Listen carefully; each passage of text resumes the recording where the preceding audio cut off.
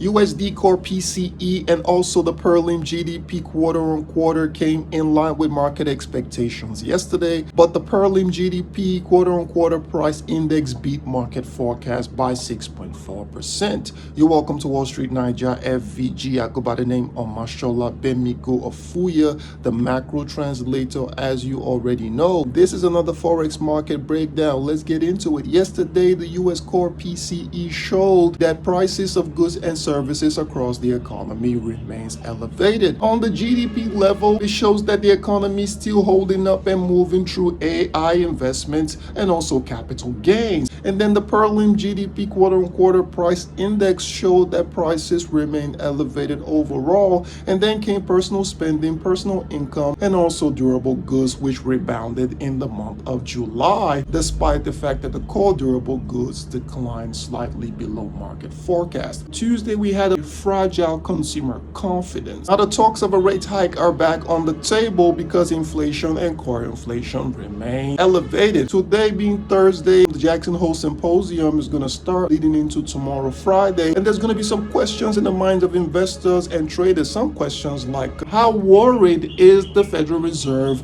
about fiscal policy? Remember, the monetary policy is just one aspect of the economy. The fiscal policy aspect controls majority of the economy, so they're going to be looking at what they think about that. Also, how are they going to cope with inflation being above the 2% target? And also, is it going to address the difference between the short-term rates and also the long-term yield? These are some of the questions that investors are going to be looking at to get hints towards how the Federal Reserve is going to react come September. Is it going to confirm a rate hike, or are we going to see the Federal Reserve keep interest rates unchanged? Yeah, these are the updates for the USD as we progress through the week. I hope your week has been productive. Do have a wonderful day, and cheers.